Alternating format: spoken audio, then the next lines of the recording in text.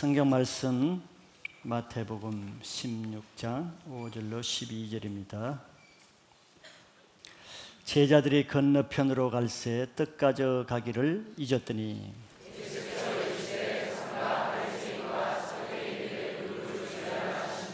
제자들이 서로 논의하여 이르되 우리가 떡을 가져오지 아니하였도다 그늘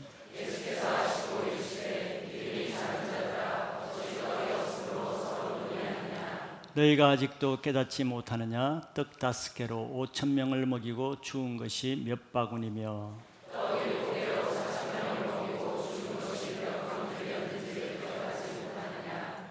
어찌 내 말한 것이 떡에 관함이 아닌 줄을 깨닫지 못하느냐? 오직 바리새인과 사두개인들의 누룩을 주의하라 하시니 그제서야 제자들이 떡의 누룩이 아니요 바리새인과 사두개인들의 교훈을 삼가라 하신 말씀 깨달으니라. 아멘. 오늘 말씀은 종교인의 누룩을 주의하라는 말씀입니다. 우리는 보고 듣는 것에 의해서 영향을 받습니다. 왜냐하면 내가 보고 듣는 것은 그냥 없어지는 것이 아니고 보고 들은 것이 내 속에 깊이 입력되어서 저장되기 때문에 그렇습니다. 그래서 어떤 것을 반복적으로 계속 보고 들으면은 좋은 것이든 나쁜 것이든 그것이 자기 속에 인격화되어서 말과 행동으로 나오게 되죠. 그렇기 때문에 우리는 무엇을 보고 듣는가 하는 것이 매우 중요합니다. 볼 수 있다고 다 보는 것이 아니에요. 들린다고 다 들으면 안 됩니다. 요즘 볼 것이 얼마나 많습니까? 인터넷과 모든 아이폰과 모든 것을 통해서 보고 듣는 시대입니다. 이런 시대일수록 우리는 무엇을 보고 무엇을 듣는가를 주의해야 될 그런 시대입니다. 그래서 늘 할 수 있으면 거룩한 것, 깨끗한 것, 선한 것, 은혜로운 것만 보고 듣고 그 외의 것은 다 눈을 감고 귀를 닫는 것이 자기 영성을 보호하는 방법입니다. 예수님이 그래서 마가복음 4장 24절에 이렇게 말씀하셨어요. 또 이르시되 너희가 무엇을 듣는가 스스로 삼가라. 너희의 헤아리는 그 헤아림으로 너희가 헤아림을 받을 것이며 더 받으리니 무엇을 듣는가 자기 스스로 잘 삼가라고 해서 주의하라 그랬습니다. 들어야 될 것인가 말아야 될 것인가 거부해야 될 것인가 받아들여야 될 것인가. 늘 세상에 나가서 사람들을 험담하고 잡담하고 남 판단하고 비난하고 그 들으면 귀가 더러워지겠죠. 그것이 내 영을 더럽히는 것입니다. 내가 무엇을 듣는가는 내 영성을 말하는 거예요. 내가 악한 사람은 늘 악한 것에 관심을 갖고 악한 것을 듣기 원하죠. 내가 음란하면 꼭 음란한 것을 듣기를 원하고 보기를 원합니다. 내 영적 상태를 말하는 거예요. 그래서 여러분들이 무엇을 듣는가 보는가를 통해서 자기 영성을 관리할 수 있길 바랍니다. 그것을 통해서 자기 인생이 가는 길이 정해지는 거예요. 그래서 다른 사람들을 통해서 좋은 것만 받아들이고 그렇지 않는 것은 절제하고 피하고 거부할 줄도 알아야 되는 것입니다. 오늘은 예수님께서 제자들에게 종교인들로부터 좋은 것은 배우지만서도 그러나 주의해서 버려야 될 것이 무엇인가를 제자들에게 경고하고 있습니다.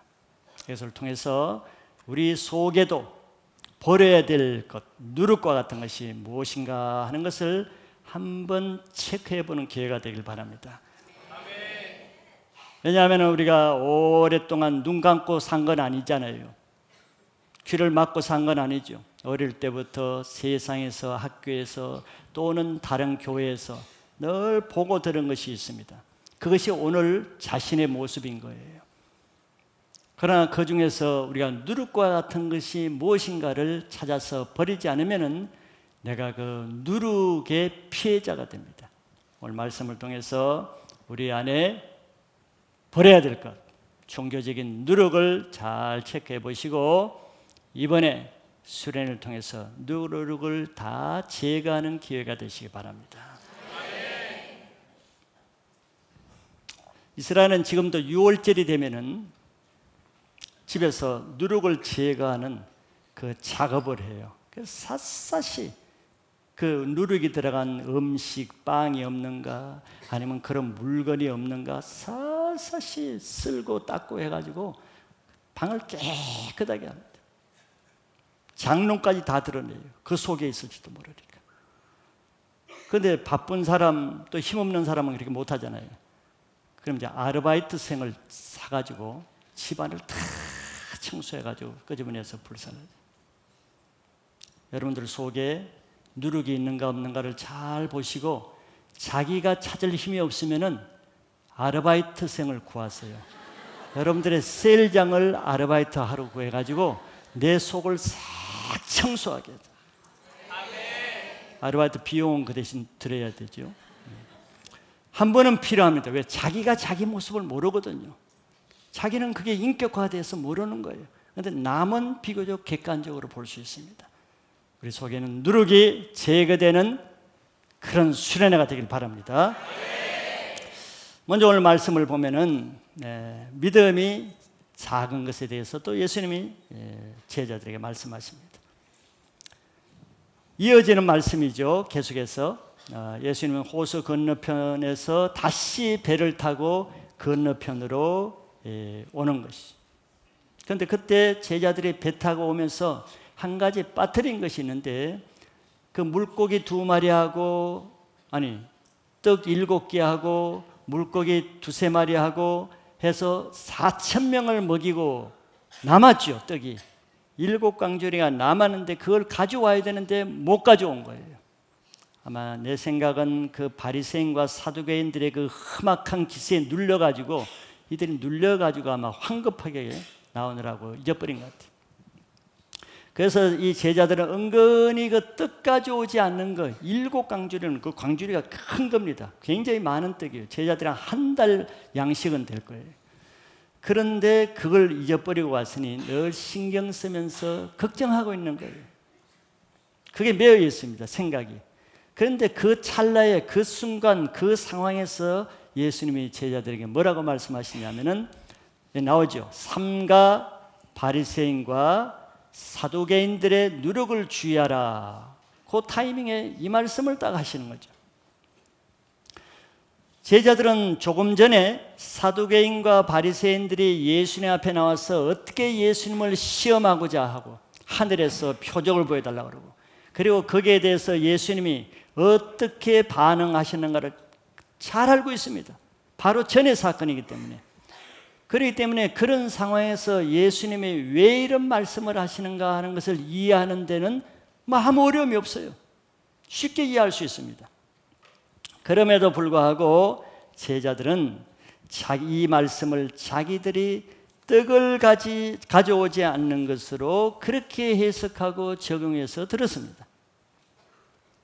그들이 떡 문제에 걸려 있었기 때문에 말씀을 그렇게 들을 수밖에 없는 거예요. 이와 같이 우리들도 자기 문제에 걸려 있으면은 말씀을 그대로 받기보다는 자기 중심적으로 자기 문제에 걸려 있는 방식으로 해석해서 받아들이죠. 그래서 자기 영적 상태에 따라서 똑같은 말씀을 다 다르게 해석해서 받아들입니다. 용서하지 못한 문제에 걸려 있으면은 그 말씀과 전혀 상관없는 말씀인데도 자기 그 문제에 연결해서 해석을 하는 거예요. 또 어떤 물질 문제에 걸려서 걱정하는 사람은 그 물질 문제와 아무 상관없는 말씀인데 그것과 연결해서 자기에게 그렇게 받아들입니다.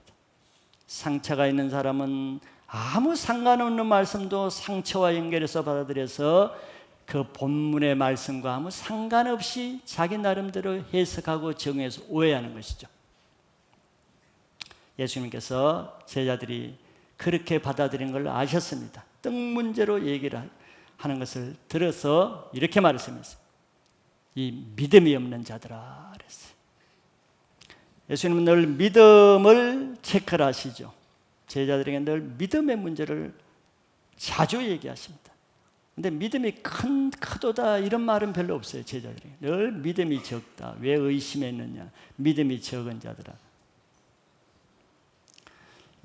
예수님의 지금 관점은 예수님 편에서 아주 심각한 문제는 뭐냐 하면은 사두개인들과 바리새인들의 그 누룩 문제, 그들의 영적 상태가 굉장히 심각하게 생각하는데 반해서 제자들이 지금 심각하게 생각하는 것은 그런 사두개인들과 바리새인들의 영적인 문제가 아니라 자기 먹을 떡 문제가 가장 심각한 거예요.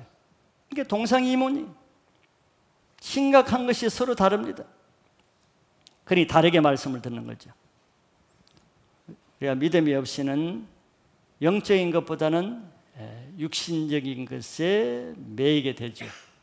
제자들도 마찬가지입니다. 이들은 예수님께서 지금 오병이어도 행하고 칠병이어도 행하고 많은 능력을 해서 정말 떡 먹을 걱정은 없는 일을 2번이나 봤어요. 그럼에도 이들이 떡을 가져오지 않아서 지금 먹을 걱정을 하는 것을 예수님이 그들 중심을 다 보신 거예요. 그래서 예수님이 이렇게 말씀했습니다. 너희가 아직도 깨닫지 못하느냐고 말씀했어요. 믿음을 실제에서는 적용하지 못하는 거죠. 그래서 예수님이 구체적으로 이렇게 말씀했죠. 너희들이 떡 5개로 5,000명을 먹이고 떡 7개로 4,000명을 먹이고도 남긴 것을 알지 못하느냐.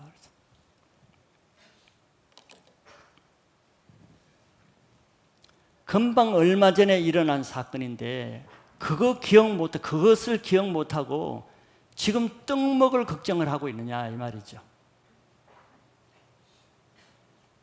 그래서 마치 예수님이 매주마다 우리가 광풍을 잠잠케 하고 수많은 병자들을 고쳐주고 또 5,000명을 먹이시고 4,000명을 먹이는 것을 계속 말씀을 듣고 있으면서도 여전히 자기 문제에 매이는 거예요. 자기 물질 문제에 매여 있고 결혼 문제에 매여 있고 가정 문제에 매여 있고 먹는 문제에 매여 있고 말씀을 매주 듣지만 자기에게는 적용하지 못하는 거예요. 자기 문제에 매여 있으니까. 똑같은 겁니다. 제자들이 어리석게 보이죠. 제자들만 그런 건 아니죠. 믿음이 적기 때문에, 즉 말씀을 믿음으로 안 듣기 때문에 그래요. 예수님이 하신 것을 믿음으로 받아야 그것이 실제 삶에 적용이 되는데 지식으로 받으니 사건을 만났을 때 지식은 능력이 없는 거예요. 적용이 안 됩니다. 지식으로 남아있을 뿐이지. 로마서 8장 5절 6절에 보면은 이런 말씀이 있죠. 육신을 따르는 자는 육신의 일을, 영을 따르는 자는 영의 일을 생각하나니 육신의 생각은 사망이요 영의 생각은 생명과 평안이니라. 여러분, 수련회를 앞두고 또는 지금 어떤 생각을 하고 있습니까? 자기 마음에 가장 크게 생각하는 게 뭔가 생각해 보세요. 육신에 속한 사람은 아마 육신의 생각에 매여 있겠죠. 저 말씀대로라면 가정 문제, 자기 건강 문제, 장래 문제 다 육신의 생각에 매여 있으면은 열매가 어떻게 된다 그랬어요? 사망이라 그랬습니다. 그래, 생각이 육신적인 생각을 하면은 마음이 어둡고 불안하고 공고하고 걱정이 되는 것이죠. 그러나 영의 생각을 하면은 하나님이 수련을 통해서 나에게 행하실 놀라운 일이 바라봐지고 하나님이 나에게 행하실 새 일이 믿어지면은 그 사람이 그대로 되는 거예요. 그 증거가 마음의 생명과 평안이 주어진다는 겁니다. 똑같은 수련을 앞두고도 제자들은 떡 먹을 생각에 매여 있는 반면에 예수님은 영적인 것에 관심을 가했듯이 여러분들의 생각이 여러분들의 수련을 좌우하는 겁니다. 늘 내 생각이 영의 생각을 하도록 여러분들이 조정을 해야 됩니다. 즉 악한 생각, 육신의 생각이 들어오면은 영으로서 육신의 세력을 이겨야 되는 거예요. 그래서 우리 마음이 항상 영의 생각으로 내 안에 생명과 평안이 있으면은 기쁨과 은혜가 주어집니다. 그러지 않으면은 내 마음이 어둡겠지요. 짜증나고 좋은 것도 없고 불평하고 화만 나죠. 그는 형편이 그래서 그런 게 아닙니다. 내가 그런 생각에 매여 있으면은 육신의 생각은 사망이라 그랬거든요. 생각을 바꾸시기 바랍니다. 그건 내가 할 수 있는 거예요. 형편은 내가 바꿀 수 없는 게 있지만 생각은 내가 바꿀 수가 있어요. 내가 생각을 바꾸면은 내 영이 새로워집니다. 두 번째는 주의해야 될 것, 오늘 본론의 말씀이죠. 예수님께서는 다시 제자들에게 떡 얘기를 하는 것이 아니다. 내가 말하는 것은 바리새인과 사두개인들의 누룩을 얘기하는 것이다 라고 다시 한번 말씀했어요.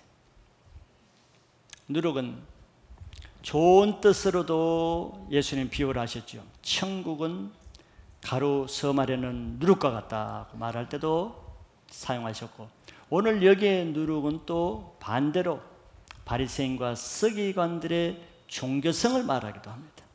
효과는 똑같아요. 누룩은 그것에 들어가면은 그것을 변화시키는 능력이 있다는 것이죠. 그런데 나쁜 것에 들어가면은, 즉 종교성이 들어가면은 좋은 것을 나쁘게 변질시키는 것이 이 종교의 누룩이죠. 두 가지를 보면은, 첫째는 바리새인의 누룩과 사두개인의 누룩을 보면은, 바리새인의 누룩은 성경에는 바리새인의 누룩이 이거다 이렇게 나온 것은 없지만, 그러나 복음서를 보면은 알 수는 있죠. 그것은 율법주의, 또 인본주의, 또 외식주의라고 할 수 있습니다. 먼저 율법주의는 많이 들어보셨죠. 사도 바울이 서신서에 많이 얘기했습니다. 바리새인들은 하나님의 말씀이신 그 율법을 그 본 뜻을 변질시켰어요. 이게 누룩이죠. 본 것을, 본래 것을 변질시키는 역할을 하는 것이 누룩인데, 그들은 율법의 뜻을 변질시키는 일을 했습니다. 그들은 율법을 주신 분이 하나님이잖아요. 율법을 주신 하나님의 마음을 모르기 때문에 그냥 율법이 기록된 문자적으로만 이해하고 지키려고 한 거예요. 올바른 것 같죠? 많은 사람이 이렇게 지키고 있죠. 그래서 율법주의가 되는 거예요. 그러면은 그 율법 안에 있는 하나님의 능력은 없고 문자적인 지식만 남게 된다는 겁니다. 딴 사람 얘기 같아요? 바리새인만 그런 건 아니죠. 마태복음 12장 7절에 보면은 예수님이 이런 문제를 이렇게 한번 지적했어요. 바리새인들에게 이렇게 말했습니다. 나는 자비를 원하고 제사를 원하지 아니하노라 하신 뜻을 너희가 알았더라면 무죄한 자를 정죄하지 아니하였으리라. 아주 뼈 있는 말입니다. 율법주의자들에게 아주 전곡을 찌르는 말이죠. 율법은 하나님이 내셨고, 율법을 내신 하나님의 성품은 뭐냐 하면은 자비와 사랑이라는 거죠. 사랑이죠. 그래서 율법을 정말 잘 지키고 완전하게 지킬 수 있는 사람이 누가 있겠어요? 아무도 없습니다. 그런데 율법을 완성할 수 있는 한 가지가 있다고 성경이 말하는 것은 뭐라고 했죠? 여기는 2부 예배죠. 1부 예배 때는 다 답을 했는데, 사랑이 모든 율법의 완성이라고 했습니다. 2부 예배 사람은 좀 겸손해서 말을 안 하는데, 말을 안 하는 게 꼭 겸손은 아니에요. 사랑이라고 했습니다. 왜 그렇겠어요? 율법은 하나님이 내신 것이기 때문에 하나님의 뜻대로 지키는 것이 가장 잘 지키는 것이잖아요. 그런데 하나님의 마음은 뭐냐면 사랑이거든요. 그런데 이들은, 바리새인들은 자기들이 지키는 율법을 지키려고는 굉장히 열심을 했고 노력을 했지만서도 그들의 미스는, 그들은 그 속에 하나님의 사랑이 없기 때문에 그냥 단순히 하나님의 글자인 문자로만 지키려고 한 것이 문제가 되는 거예요.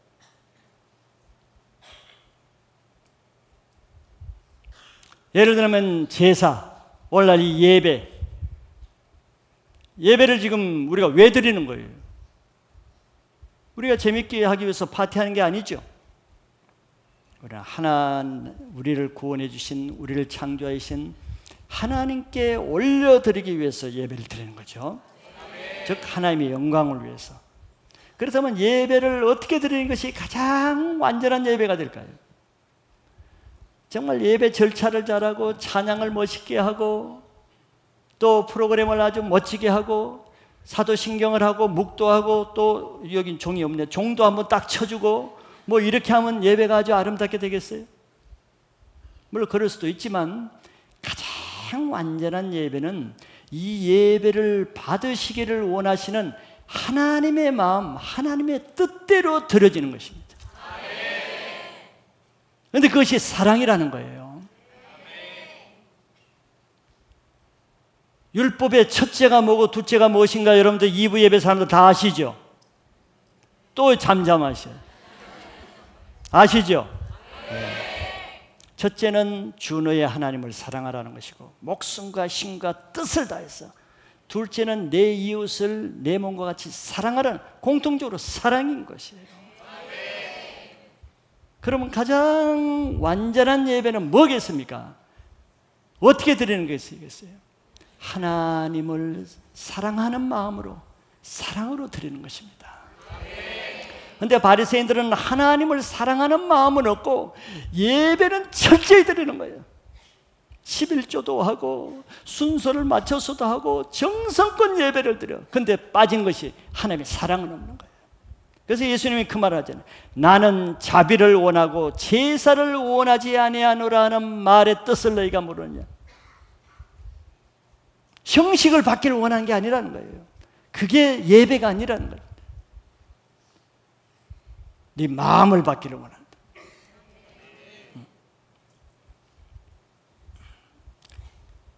그렇기 때문에 바리새인들은 사랑이 없으니까 제사는 드리지만서도 옳고 그름의 지식에 따라서 정죄하고 판단하고 심판하는 일을 했죠. 그러니까 예수님이 아까 12장 7절에 그 뒤에 뭐라 그랬습니까? 이것을 너희가 알았다 그러면은 무죄한 자를 정죄하지 아니하였으리라.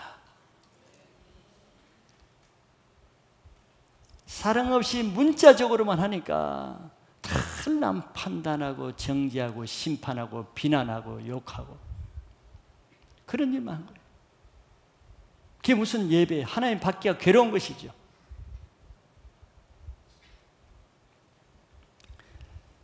그래서 그들의 율법은 사람을 살리는 율법이 아니라 사람을 정죄하고 심판해서 죽이는 율법이 됐어요. 사도 바울이 가장 율법을 잘 지킨 사람 중에 하나죠. 예수님을 믿기 전에 바리새인 중에 바리새인이었으니까 철저하게 율법을 따라 사는 사람인데, 그가 한 일은 경건한 스데반을 돌로 쳐 죽이는 일을 했고 예수 믿는 사람을 잡아다 감옥에 가두는 일을 했어요. 이게 율법을 잘 지키는 사람이 하는 일이에요. 하나님의 마음을 모르고 하나님의 사랑이 없으니까. 고린도후서 3장 6절에 이렇게 말했습니다. 그가 또한 우리를 새 언약의 일꾼 되기에 만족하게 하셨으니 율법 조문으로 하지 아니하고 오직 영으로 하매니 율법 조문은 죽이는 것이요 영은 살리는 것이니라.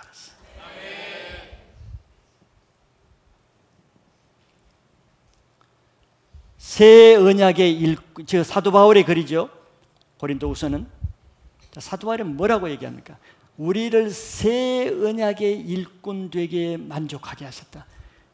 바울은 과거에 사울일 때는 헌 언약, 옛 언약의 일꾼이었어요. 율법의 메인, 바리새인의 일꾼이었어요. 그때는 율법으로서 사람을 죽이는 일을 했는데, 자, 이제는 다르게 일한다 그랬죠. 이제는 새 언약의 일꾼 되게 만족하게 하셨으니 이제는 내가 율법 조문으로 하지 않는다 그랬어요. 율법 문자적인 지식으로 사역하지 않는다 그랬어요.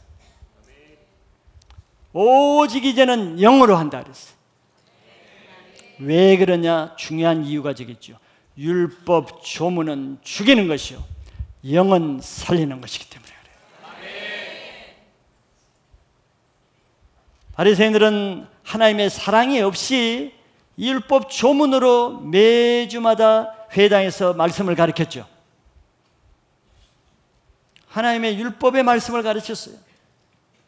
그런데 예수님 보시기에는 그 율법의 조문을 가지고 말씀을 가르쳤더니 너희보다는 배나 더한 지옥 자식이 되겠다 그랬어요. 자기도 천국문에 들어가지 아니하고 들어가려는 사람을 막았다고 예수님 말씀하십니다. 이게 바리새인만의 문제겠어요? 남의 얘기로 들을 필요는 없는 거예요. 우리는 율법의 조문인 지식으로 하지 않고 왜 영으로 신앙해야 되는가를 잘 말해주는 말씀입니다.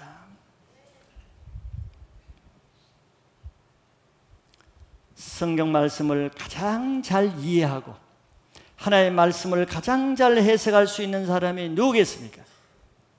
그 하나님의 말씀, 즉 율법, 성경 말씀을 말씀하시고 기록하게 하신 그 하나님의 마음을 가장 잘 아는 사람이 하나님의 말씀을 가장 잘 이해할 수 있겠죠. 그래서 누가 가장 성경을 정확하게 하나님 뜻에 가장 근접하게 바로 해석할 수 있겠어요? 하나님을 가장 많이 사랑하는 사람이, 하나님을 정말 뜨겁게 사랑하는 사람이 성경 말씀을 가장 바로 해석할 수 있겠죠. 이해가 되시죠? 거꾸로 하면 마찬가지인 거예요.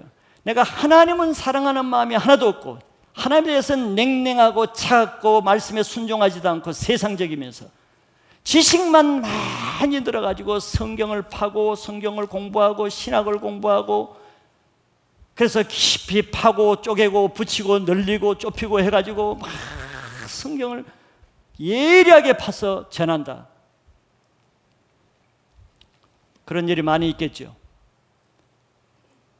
그래서 그런 말씀이 율법의 조문은 죽이는 것이라는 말이 그거예요. 그렇게 성경 말씀을 깊게 파고 연구해, 서기관과 바리새인은 평생 성경을 연구한 사람이잖아요. 그렇게 깊게 파고 연구해가지고 전했는데 왜 사람들이 다 지옥 자식이 되겠냐 말이지. 율법 조문은 사람을 죽이게 하는 거예요. 이게 종교인의 문제란 말이지. 오늘날도 많은 교회들이 뭐 성경 안 가르치고 딴 걸 가르칩니까? 아니죠. 다 성경을 가르칩니다.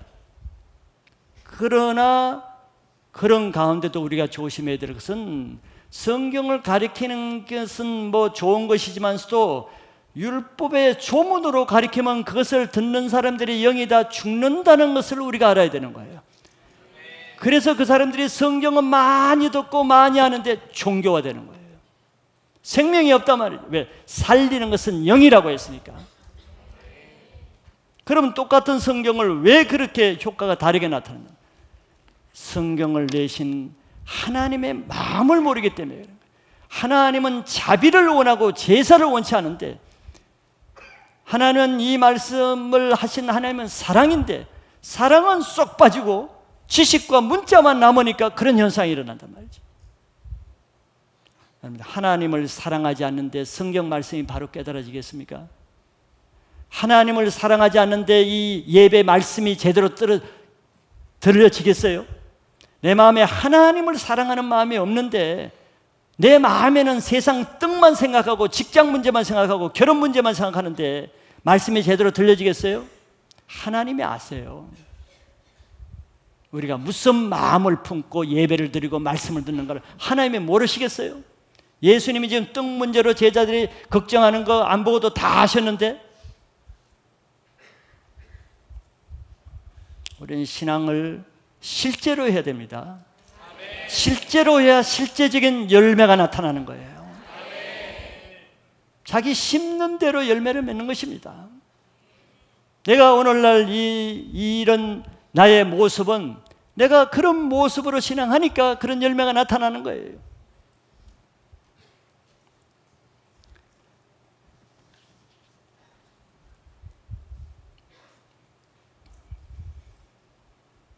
제가 미국의 한 기도원에, 미국에 가면은 그 기도할 장소가 없잖아요. 그래서 기도할 장소를 찾기 위해서 하다가 한 기도원을 찾아서 밤에 기도하러 가는데, 그 이제 목사님이 집회를 인도하는데 거기서 아주 소중한 한 분을 만났어요. 오래전의 얘기지만 그 목사님의 어머님이시죠. 근데 그 어머님은 성경도 읽을 수가 없어요. 글을 몰라가지고. 얼마나 답답하시겠어요. 근데 놀라운 것은요, 그 어머님이 자기 아들 목사님보다도 더 성경을 많이 알고 잘한다는 거예요. 놀라운 일이죠. 그 어머님 권사님은 그렇게 기도원에서 살다시피 기도하시는 거예요. 하나님을 그렇게 사랑하는 거예요. 그러니까 성경 그런 읽을 줄 몰라도 예배 때 들려지는 그 말씀을 다 영어로 들을 수 있기 때문에 그 할머니는 성경을 정확하게 영어로 해석하는 거예요. 목사님, 자기 아들은 목사지만서도 신학을 했지만서도 목사님이 설교 해석하는 것보다도 이 글도 모르시는 어머니의 성경 해석이 훨씬 더 영적이고 정확한 거예요. 얼마나 놀라운 것입니다. 너무 제가 큰 것을 깨달았습니다. 왜? 그건 하나님을 사랑하니까. 하나님을 사랑하니까 하나님의 말씀이 다 깨달아지는 거예요.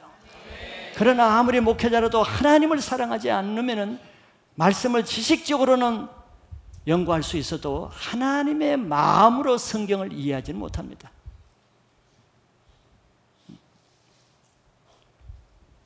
바리새인들은 바로 하나님의 마음이 없었어요.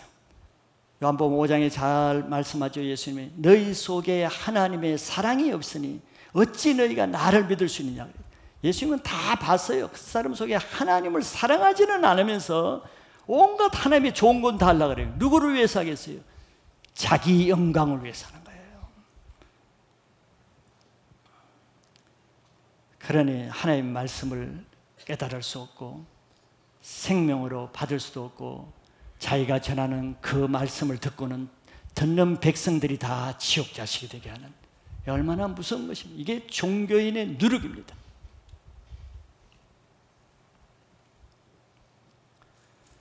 이렇게 하나님의 사랑 없이 성경 해석을 문자적으로만 듣고 가르치는 것을 우리는 율법주의다 이렇게 말하는 거예요. 그렇게 성경을 많이 알고 배워보세요. 성경은 하나님의 말씀이고 하나님이기 때문에 성경 말씀을 잘 믿고 받으면 내 안에 하나님의 성품이 새겨지죠. 온유하고 사랑과 자비와 희락과 기쁨의 성품이 새겨지는 거예요. 그런데 그 당시에 성경을 가장 많이 연구한 사람은 사실 서기관과 바리새인들인데, 그들은 성경을 연구하고 배우면 배울수록 하나님의 의가 나타나는 것이 아니라 로마서 10장에 말씀하죠. 바울이 자기의 의가 나타나는 거예요. 자기의 의를 세우려고 힘써 하나님의 말씀을 복종치 아니한다 그랬어요. 놀라운 일 아니에요. 신앙을 하면 할수록 하나님의 성품이 더 드러나고 온유하고 겸손하고 부드럽고 사랑이 많아야 될 거 아니에요. 성경 말씀을 많이 하면 할수록 성경 말씀이 하나님인데 하나님의 마음이 더 풍성하고 부드럽고 밝아야 될 거 아니에요. 그런데 놀랍게도 바리새인 서기관과 한번 상상해 보세요. 성경 말씀을 많이 할수록 마음이 더 완고해지고 교만해지고 얼굴이 더 굳어지고 자유가 없고 판단, 정죄, 악한 마음으로 변화되는 거 왜 그렇겠어요? 놀라운 일이잖아요. 이게 그들만의 문제겠어요? 오늘날에도 종교인들은 똑같은 현상이 나타나는 겁니다. 이게 얼마나 무서워요. 예수님이 이런 누룩을 지금 주의하라는 거예요. 이 슬픈 일이죠.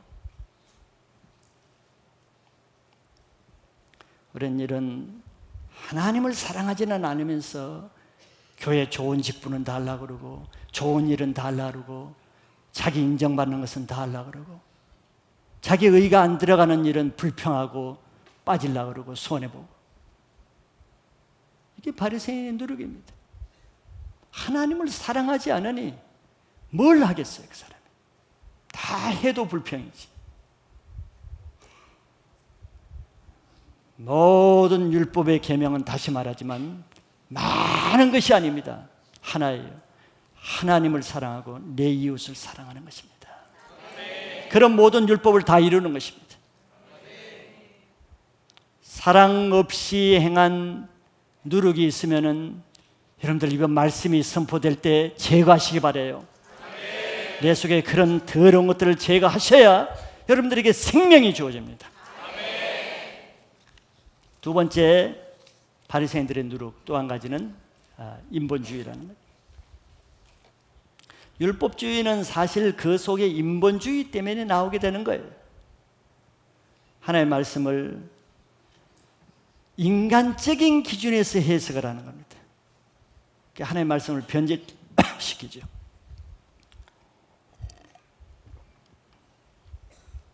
우리 마태복음 15장 앞에서 말씀을 이미 봤습니다. 밥 먹을 때 손 씻지 않는 사건을 기억하시죠? 그때 그들이 얼마나 인본주의적인 성격으로 예수님을 판단하는가를 봤죠. 15장 3절에 한번 보면은 예수님이 대답하여 이르시되 너희는 어찌하여 너희의 전통으로 하나님의 계명을 범하느냐 그랬어요. 전통은 사람의 전통입니다. 사람의 생각, 사람의 기준, 사람이 세운 제도를 통해서 하나님의 말씀을 어그러뜨리는 거예요. 변질시키는 겁니다. 이게 누룩이죠. 어느 시대나 이런 문제는 있는 거예요. 왜? 우리 인간의 죄인이 사실 이 성경에 기록된 문자 그대로의 이 하나의 말씀을 순종한다는 것은 모든 것에 다 쉬운 것은 아니죠. 어려운 것이 있습니다. 어떤 것은 불가능하게 보이는 것도 있어요. 어떤 것은 너무 이거는 이 시대에 맞지 않는 것처럼 보이는 게 있습니다. 있지요. 바리새인 시대도 있었고 오늘날 시대도 있습니다.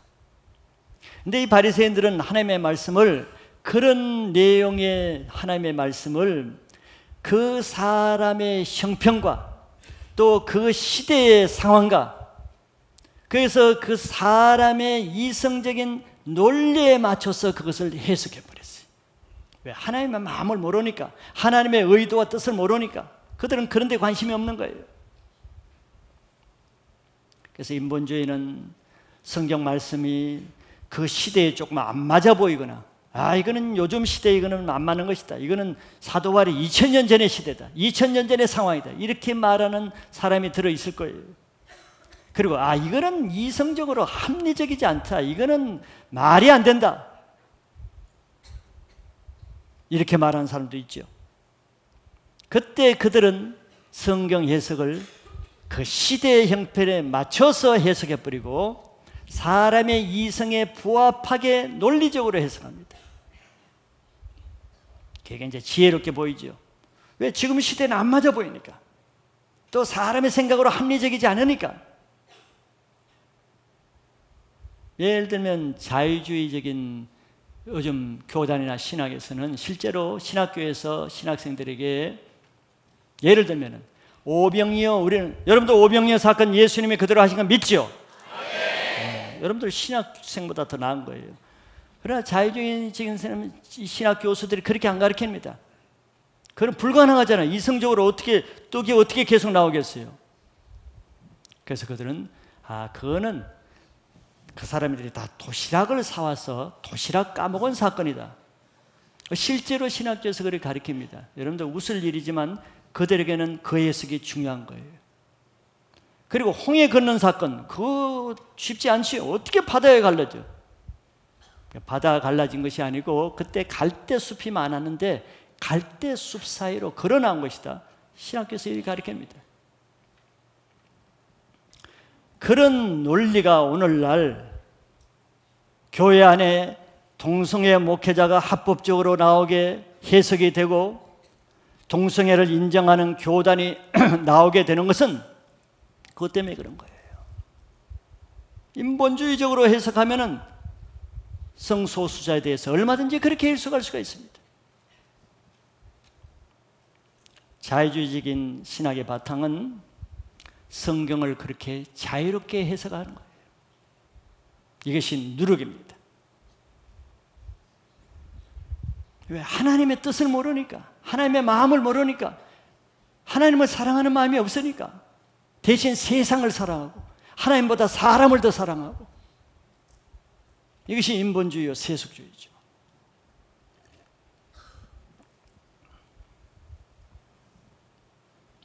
이런 인본주의 누룩을 제거하지 않으면 세속적인 신앙, 인간적인 신앙으로 빠집니다. 우리 안에 여러분들 편리 위주로 그렇게 신앙하기를 원하죠. 편리 위주로 꼭 뭐 이렇게 해야 되나, 꼭 이렇게 훈련해야 되나. 다른 교회는 안 그러던데 그 사람의 생각이 어디서 나왔겠어요?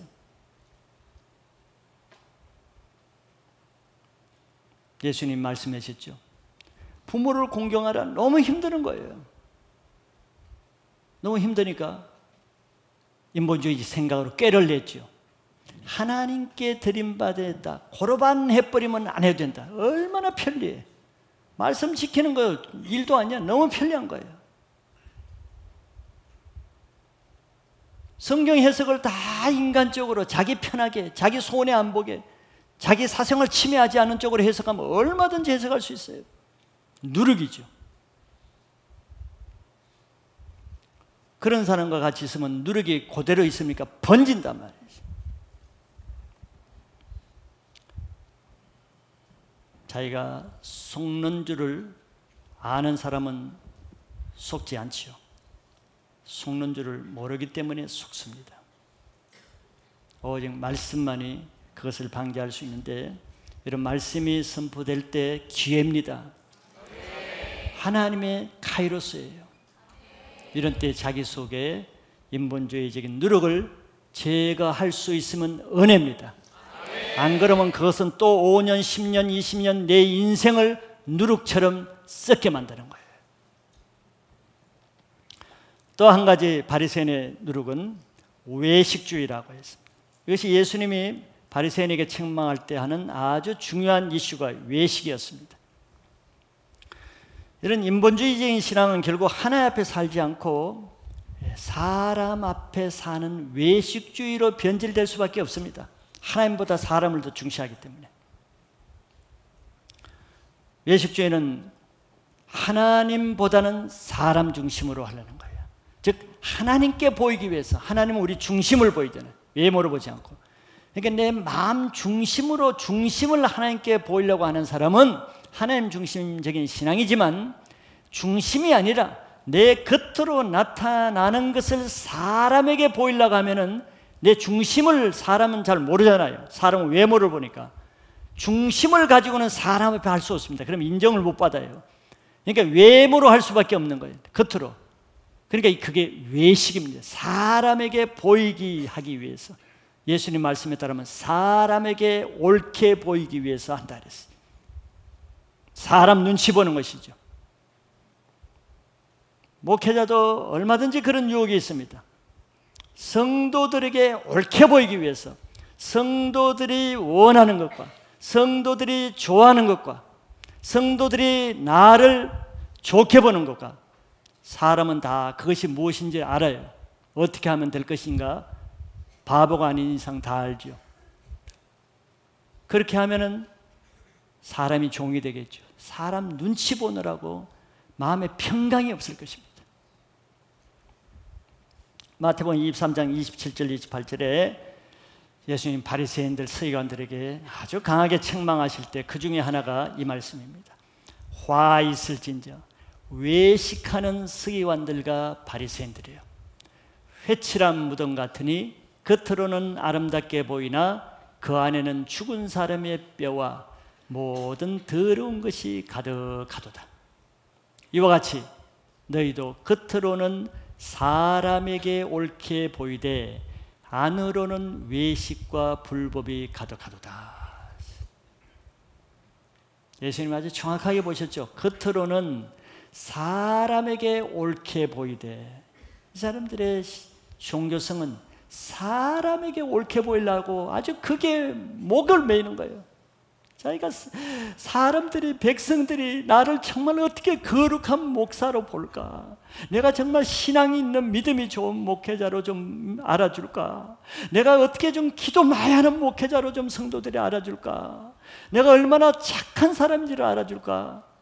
여기 하니까 어떻게 꼭 백성들이 기도를 해도 백성들이 보는 사거리에 나가서 손을 들고 기도할 수밖에 없고, 금식을 해도 그냥 혼자 하면 될 텐데 꼭 얼굴 인상 쓰고 머리도 안 감고 사람들에게 금식하느라 우리 목사님 저렇게 불쌍하다는 것을 보이기 위해서 꼭 하고, 또 구제를 해도 혼자 조용히 그냥 오른손이 하는 걸 왼손이 모르게 하면은 하나님이 그거 다 받으실 텐데 꼭 내가 이렇게 선한 사람이라는 걸 보이기 위해서 사람 보이는 데서 구제를 하고, 예수님이 지적하신 말씀이죠.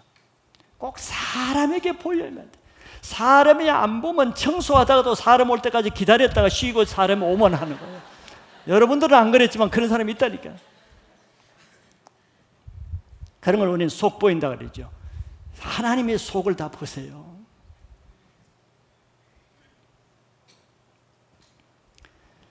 외식은 사람에게 잘 보이기 위해서 하나님을 속이는 죄입니다. 그건 무서운 죄예요. 하나님을 아주 무시하는 죄예요. 하나님이 없는 것처럼 행하는 죄입니다.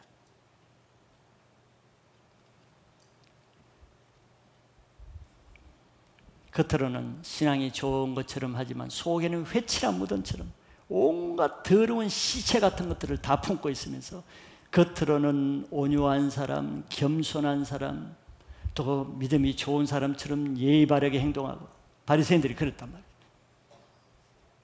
그것이 꼭 바리새인들만 그러겠습니까? 교회에서는 건강하고 믿음이 좋고 남에게 친절하고 아주 잘 섬기는 모습을 보이는 사람이, 집에 가서는 말은 안 하겠어요. 어떻게 하는지는. 하여튼 전혀 다르게 행동하고, 셀에서는 아주 믿음 있는 말을 힘있게 가르치고 나누면서 직장에 가서는 전혀 다른 행동을 하고, 이런 것이 외식 아니겠어요?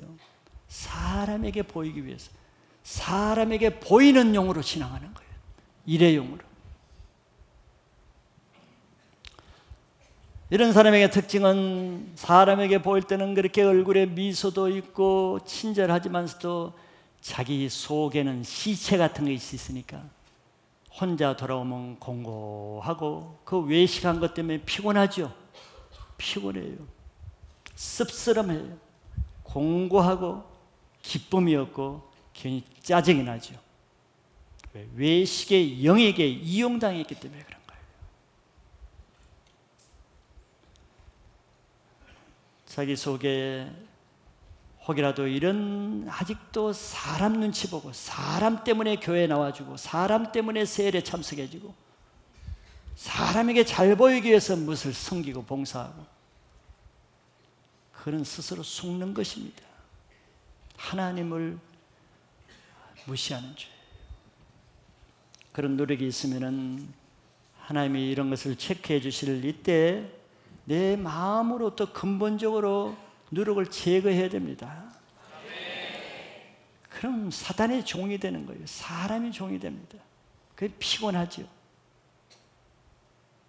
그런 사람은 조금 자기에게 사람에게 인정받지 못하거나 조금 자기를 무시하거나 자기가 조금 낮아지거나 하면은 완전히 인생이 꺼지는 거죠. 자기 인생이 절망적으로 봐요. 왜? 사람이 우상이었으니까. 하나님은 여전히 계시는데도 인생이 나락으로 떨어져요. 하나님과 관계없으니까. 우리 인생의 주인은 하나님밖에 없습니다. 하나님이 나를 높이시기도 하고 낮추시기도 하고 죽이시기도 하고 살리시기도 하고 비천한 데 처하기도 하고 부한 데 처하기도 하시는 분은 하나님이 하십니다. 내가 사람에게 잘 보인다고 내가 그렇게 되는 게 아니에요. 하나님 외에 들어온 모든 종교의 누룩을 제거하시길 바랍니다. 마지막 두 번째는 사두개인의 누룩입니다. 또 성경에 사두개인의 누룩이 뭐다 이렇게 말한 것은 없습니다. 그러나 복음서를 통해서 우리는 알 수는 있죠. 기록이 되어 있으니까. 사두개인의 누룩은 정치적이고 권위적이고 세속적인 것이라고 말할 수 있습니다. 사두개인들은 제사장 직분을 맡은 사람이거든요. 그래서 제사장으로서 성전을 섬기는 그런 파입니다. 그런데 이 시대는 로마의 식민지 시대였죠. 이스라엘이. 그래서 로마 총독의 통치를 받고 가깝게는 유대 왕, 그 당시에는 헤롯 왕의 통치를 받는 시대입니다. 이스라엘은 주권이 없어요. 그거는 종교에서도 마찬가지입니다. 그래서 이 시대의 대제사장은 꼭 신앙이 좋고 경건하고 은혜가 있고 믿음이 좋은 자격 있는 사람이 꼭 대제사장이 되는 건 아니에요. 로마 정부나 헤롯이 신앙을 인정하는 사람이 아니니까. 그렇다면 어떤 사람이 되겠어요? 대제사장이 되기 위해서는 적어도 로마 황제 아니면 적어도 헤롯 왕에게 잘 보이고 헤롯 왕의 인정을 받아서 헤롯의 지명을 받아야만 될 수 있는 그런 상황입니다.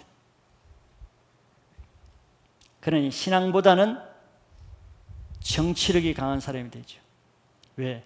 정말 하나님 중심적인 유대 신앙은 유일신이잖아요. 로마 신앙하고 달리 하나님 중심적으로만 신앙하고 하나님 한 분 외에 타협하지 않고 세상 것들과 타협하지 않는 제사장은 로마나 헤롯이 임명할 리가 없죠. 또 그런 사람들은 대제사장에 관심도 별로 없을 겁니다. 그럼 자동적으로 신앙보다는 하나님에 대한 믿음보다는 세상 권력과 정치력이 강한 사람이 대제사장이 될 수밖에 없어요. 그럴 수밖에 없는 것은 사두개파는 그들의 교리가 영적이지 않아요.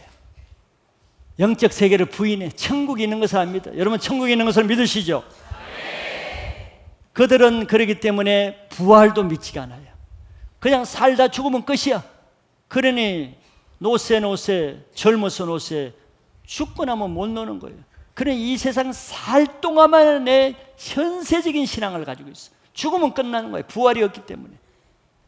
그러니 영적인 것도 안 믿고 천사의 존재도 안 믿어요. 천사는 영적인 세계이잖아요.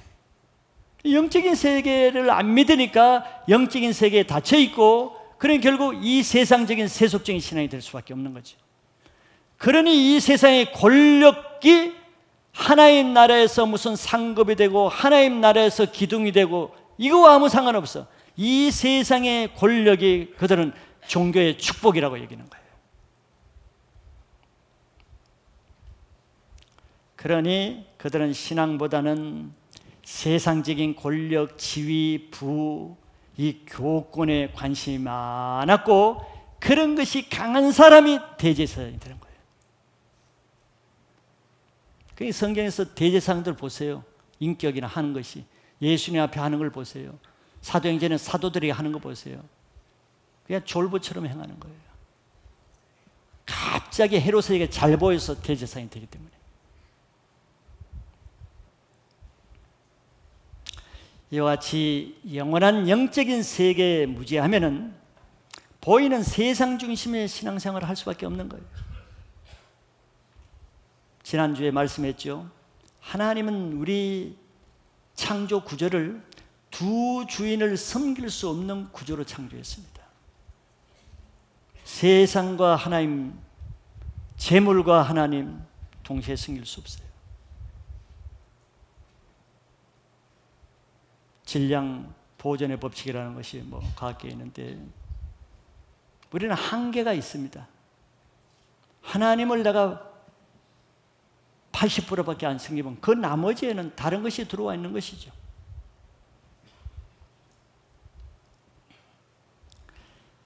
그래서 이들은 천국의 상급은 상관없어요. 천국이 없으니까. 그래서 늘 종교적인 지위가 다 그런 건 아니라도 대부분의 종교적인 권력은 그것을 좋아하는 사람이 그 자리를 차지합니다.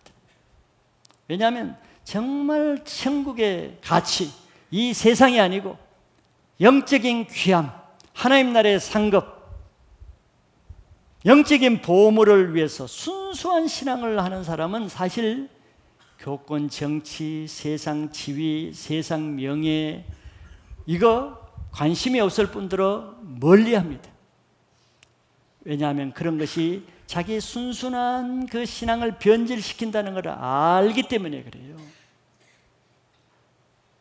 그래서 그런 사람들이 정말 신앙이 좋고 정말 순수하고 정말 믿음이 좋은 사람은 그런 지들에게 별로 없어요. 다 그렇다는 건 아니지만 별로 없습니다.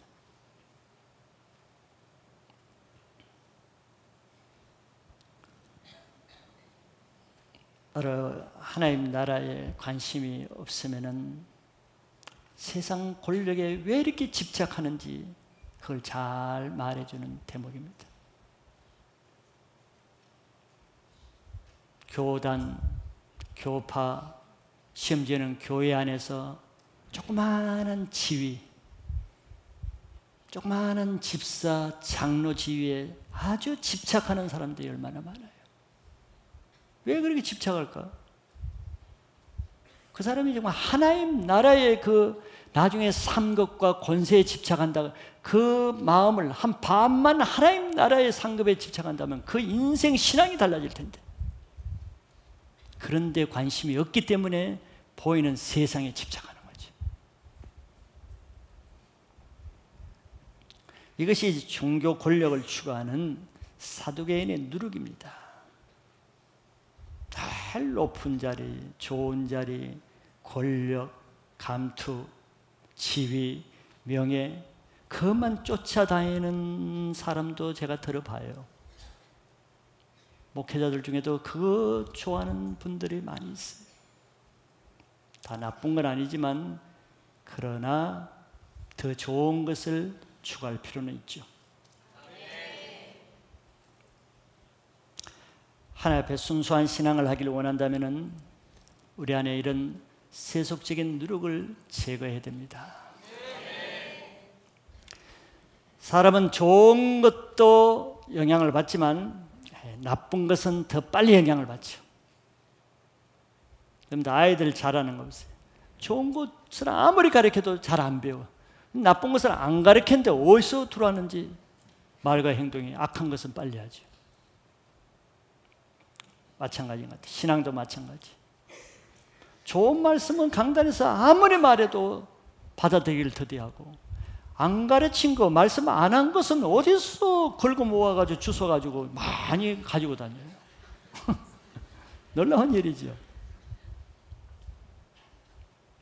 그게 누룩입니다. 그건 뭐 쓸모 있는 게 없어요. 누룩입니다. 다른 데서 퍼져 들어오는 거죠. 인터넷에서 보고, 다른 데서 보고, 다른 사람에게서 보고. 우리가 좋은 것은 취해야 되지만 더럽고 악한 것은 보지도 말고 듣지도 말아야 됩니다. 데살로니가전서 5장 마지막을 보고 마칩니다. 5장 21절 범사에 헤아려 좋은 것을 취하라 했습니다.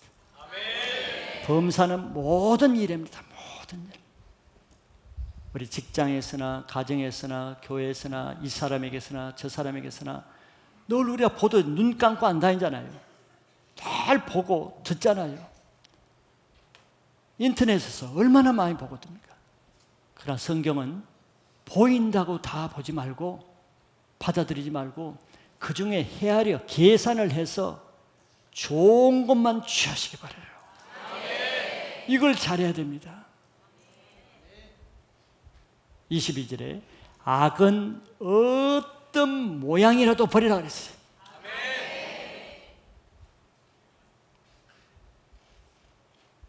악은 모양이라도. 악은 여러 가지 모양으로 들어오잖아요. 달콤한 모양, 감미로운 모양, 황홀한 모양, 성공적인 모양, 아주 좋은 천사 같은 모양으로 온다. 어떤 모양으로 들어와도 그것이 악이면, 악은 뭐야? 하나님의 뜻이 아니면, 하나님의 말씀과 어긋나면 그 버려야 됩니다. 내가 유익하다고 해서, 육신에 좀 도움이 된다고 해서 다 다운받아가지고 자기 안에 저장해 놓으면 그것이 누룩이 되는 거예요. 23절에 마지막으로 같이 한번 읽어보겠습니다. 시작. 평강의 하나님이 친히 너희를 온전히 거룩하게 하시고 또 너희의 온전과 혼과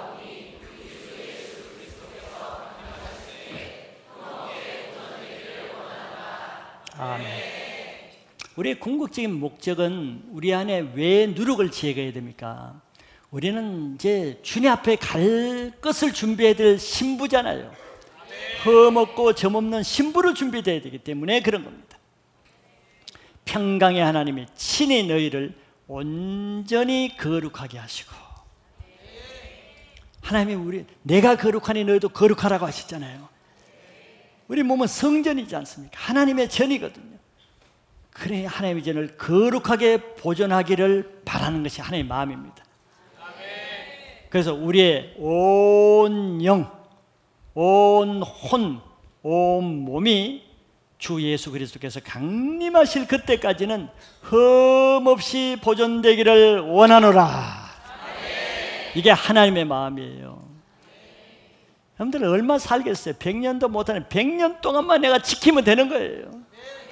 그 기한 동안에 그걸 못 지켜가지고 천년 만년 영원히 수치거리가 되고 아니면 또 심판거리가 되게 할 그런 어리석은 일을 할 필요는 없죠. 우리는 이 세상 살 동안에 자기 영혼을 깨끗하게 거룩하게 하면은 하나님이, 우리들은 아시죠? 하나님이 가장 세상에서 얻지 못하고 경험하지 못한 하늘의 신령한 것으로 우리를 보완해 주신다는 거예요. 세상 거 다 끊으면 사람들은 뭐야? 무슨 낙으로 사나? 그런 사람이 있죠. 여러분들도 옛날에 많이 했죠. 그거 다 그만두면 무슨 낙으로 사나? 아직도 이 사람은 영적인 것을 모르기 때문에 그런 거예요. 사도 바울이 변화되고 옛날 그것이 빌립보서 3장 1절부터 사도 바울이 옛날에 얼마나 화려했어요. 히브리인 중에 히브리인, 율법에는 흠이 없고 바리새인 중에 바리새인. 그럼 예수를 영적인 것을 얻고 나서 바울이 더 고생만 했잖아요. 돌로 쳐 맞아 죽을 거다. 그러면 옛날 것이 더 좋으면 돌아가지. 왜 안 돌아가? 옛날 것이 그 화려한 명성이 돌아가지. 왜 안 돌아가겠어요? 지금은 더 초췌하고 더 못 살고 그러는데. 지혜가 있으면 한번 깨달아 보세요. 지금이 좋은 것 같은 것은 자기 생각이지. 바울은 썩어질 배설물이라고 했습니다. 여러분들, 이 세상 것들이 누룩 같은 것이 다 빠져나가면 아무 낙이 없을 것 같습니까? 진정한 하나님의 영광을 보게 될 거예요. 이번 수련회가 우리 속에 있는 모든 잡된 누룩이 다 제거되고 하나님의 거룩한 것으로 이제는 한번 하나님과 함께 남은 인생, 거룩한 인생으로 한번 살아보기를 축원합니다.